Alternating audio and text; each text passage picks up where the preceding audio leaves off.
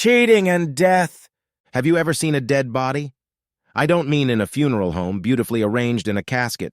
I mean just dead, with that awful stillness that comes to a body when the soul, spirit, life force, whatever leaves it. I'm a police officer. I live in a small town, and I've never even investigated a murder, let alone seen a murder victim. But I have seen many corpses, fresh corpses, if you will, killed by accidents, simply because they got too old, although doctors never call it that, several times by suicide. These suicides were probably the worst bodies you could ever see.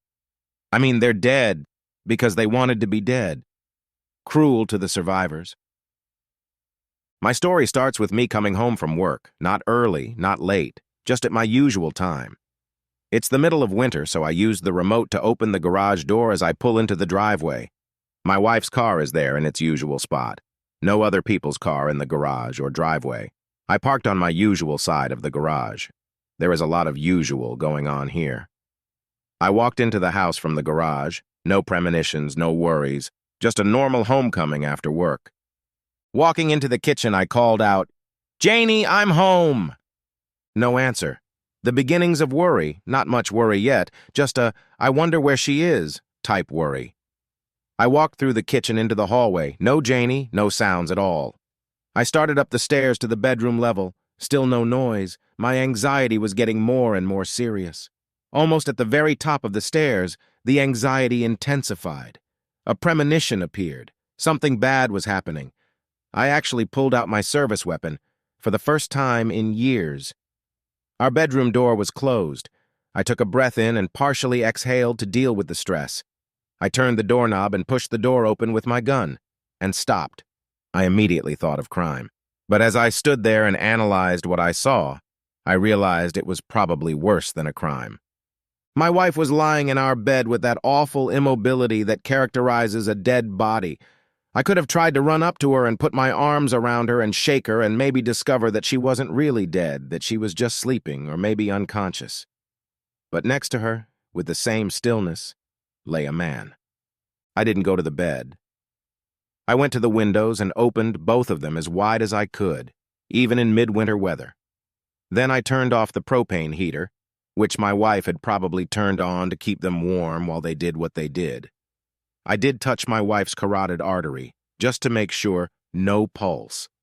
I didn't touch the man, didn't go to the other side of the bed. I was in shock. I felt like I was moving in water or molasses, slow and hard. My thoughts were some mishmash of despair and trying to think the way a policeman must think when he discovers two dead bodies. I stood there with my arms down at my sides, trying unsuccessfully to look at my wife and not see the asshole next to her. When my brain started working a little better, I realized that I had holstered my gun at some point. That realization activated my brain. I walked out of the bedroom and down the stairs. I couldn't call my partner. He had just gotten home from work, and there was nothing he could do to help with this mess. I mean, why ruin his evening? I decided to call my boss, Captain Caparelli. Caparelli, Detective Squad. "Dave," I said, and thought, as I had a million times, that David was an odd name for an Italian kid. Maybe his mom had a relative named David, but... "Hey, who's this?" Dave, this is Jack, Jack Thomas and I couldn't go on. "Jack, what's up? You just finished your shift. Did you get home okay?" "Yeah, Dave. Listen, I need you to come to my house with a team, an ambulance, I guess, to a crime scene, but, no sirens, just quiet, I knew my voice didn't sound very coherent. "No, Jack, I don't understand. Now take a deep breath, exhale a little, and tell me what's going on." And I almost laughed when I heard him remind me of the stress reliever we all had to practice when we needed it. "Dave, yeah, okay, look, I had an accident at home. Just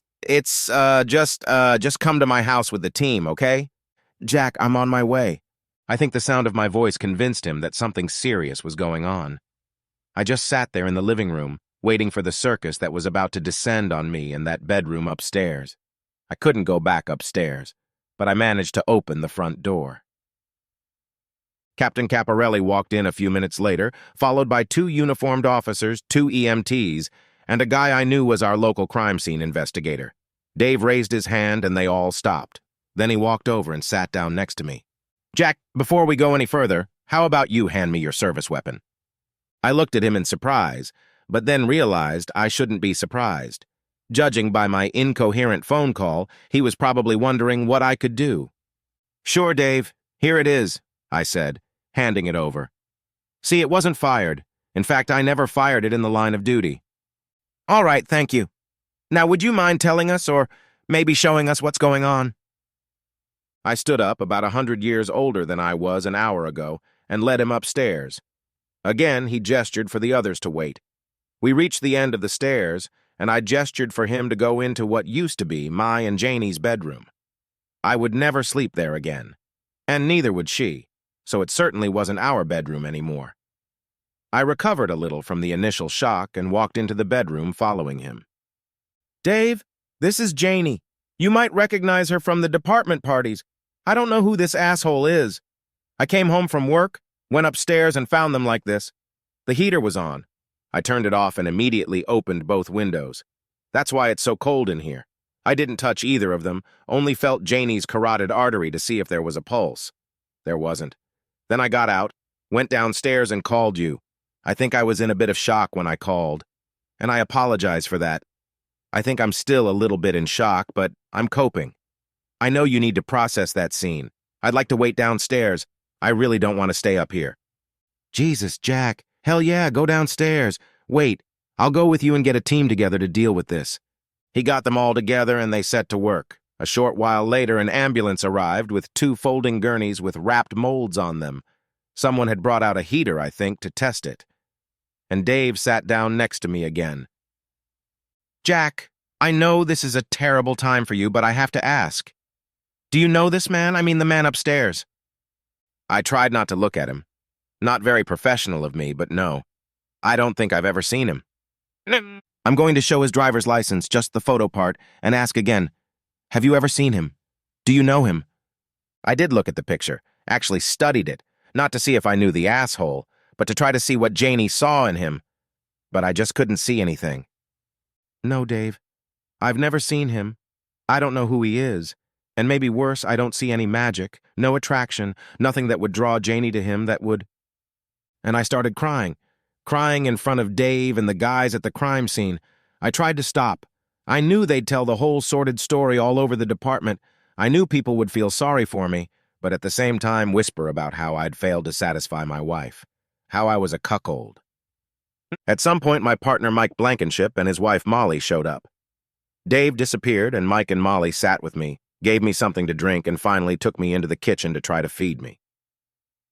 No one said much. They just sat with me. Molly held my hand. They both said it would get better. Eventually, they kind of picked me up and walked me to their car. We drove to their house. Molly gave me sleeping pills, and they put me to bed in their guest room. I had never taken sleeping pills before, and I think the pills caused me to have strange dreams that night. Dreams about Janie and me, Janie and an asshole, Janie and some other man.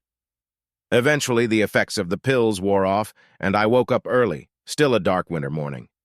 I lay there thinking about my now-deceased marriage, wondering why Janie had cheated, for how long, with one asshole or with others, many others. Bad thoughts that come to mind in the dark in a strange house. Did she love this guy? Was she going to leave me? We'd been married 10 years, no kids, neither of us were child lovers, and 4 months ago we'd gone on a Caribbean cruise to celebrate our 10-year anniversary. I thought we had a lot of fun, and I know we had a lot of love, and I thought it was good. We even went nude swimming on the beach on St. Martin. Janie teased me. Later that day, back on the ship, we showered together, which was difficult in that very small ship shower, but we washed each other. And I washed Janie's hair. After our shower, everything felt amazing. Finally, she cried out, Jackie, you killed me. I'll never be able to get out of this bed. Funny choice of words in retrospect. And now, in the Blankenship guest room, I cried again, remembering that time on the ship. When Janie recovered a bit, I took the brush and began brushing her hair, something I rarely did. For me, brushing her hair was something even more intimate than love. Brushing her hair somehow touched a string in me. I remember that day on the ship, running the brush through her hair. untangling the tangles that had formed after we had rolled around on the bed, and crying, because I loved her so much. And now, lying in the dark, I cry again because I know it's all gone, and maybe it never was. Finally, I heard a noise in the house, got up, took a quick shower in the bathroom, put on the same clothes I had on the night before, and wandered into the kitchen. Molly was already there, making breakfast. Coffee was ready. She didn't say anything, just hugged me, and it was the right thing to do. The feel of a woman's warm body, her arms around me, the smell of her hair, gave me more comfort that morning than any words could. We stood like that for a minute or so, and then she gently pushed me away. "Have some coffee, Jack, and some breakfast. I think you need both this morning." "Thanks, Molly. You're right, I probably haven't eaten anything since lunch yesterday." "Huh, Molly?" She turned away from the stove to look at me. "Thank you for the hug. It means a lot to me." "Well, Jack, you mean a lot to me." "Me too, partner," Mike said as he entered the kitchen. "I know you just got the worst handout life can give you, but I also know you're a tough nut to crack and you'll get through this shit show." Molly and Mike didn't go to work.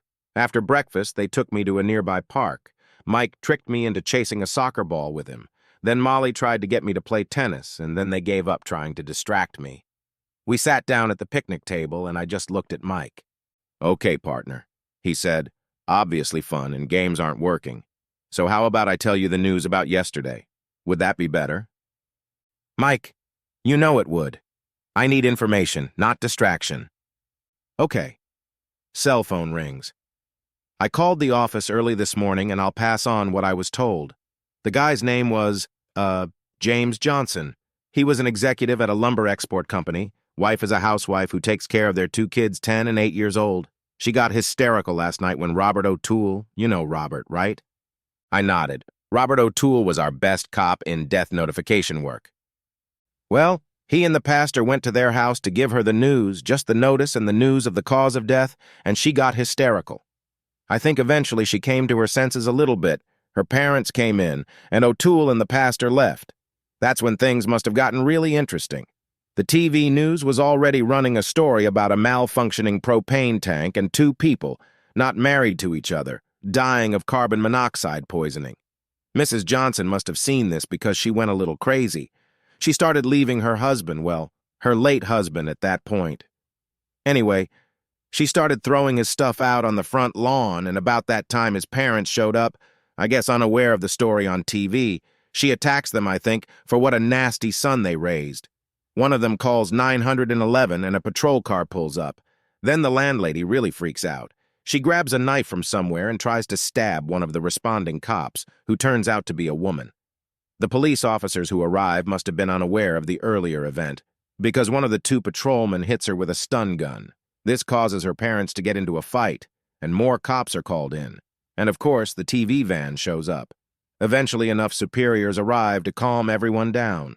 No one goes to jail, and I understand that everyone apologizes. My God, this is a shit show. I had no idea what kind of bad show you were talking about. Yeah, the captain asked me to keep you out of the office for a few days until he calls and says you can come back. You and I are both on full pay now, so that's good. He said it might be good for you to get away, maybe for a week, like somewhere warm, maybe a cruise. Yeah, right now I feel like I'm on a cruise. Well, I think he thinks it might help you to be away from this show, give you some time to recover from what your wife did, you know? Mike and Molly, you guys are great friends, and I know you and Caparelli are doing well, but I need to stay here. I can't make sense of what happened if I'm somewhere far away on a cruise ship. Besides, I couldn't tell them about my last cruise with Janie and how I cried about it last night. I'll call Caparelli tomorrow and tell him I plan to stay here, figure things out, and get back to work when I'm ready. And that's what I've done. I got a temporary apartment. I just couldn't live in that house anymore. I tried to sell it, but the realtor, a buddy's wife, told me the house wasn't selling well when the event happened there. She suggested I rent it out for a while, and then she could sell it when the story became old news. I ended up renting it to a young couple who had decent jobs, but no money for a down payment. Maybe they can be my buyers in the future. The coroner's hearing was exactly 1 month after the 2 deaths. I had to testify along with Caparelli and the other guys who were there that day. The verdict was indeed in. Accidental death from carbon monoxide poisoning due to a faulty propane gas heater. It turned out that the heater had been recalled because it was defective and the manufacturer had declared bankruptcy, I guess because of the number of deaths attributed to the heater. Janie and I missed the recall notice and never thought about the dangers of using the heater. Because of the bankruptcy, any claims I could have made against the heater manufacturer were useless, but I got some good news from our insurance coverage department. The department covered all employees with a $500,000 life insurance policy and withheld $12 monthly per pay period for the same coverage for our wives. And plus, there was a double indemnity for accidental death. That meant I received $1 million tax-free.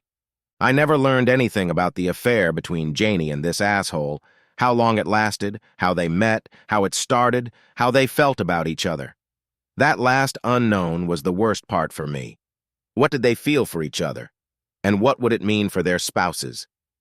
From the rumors, the asshole's widow was a real fool, trying to blame everyone but her husband for what happened.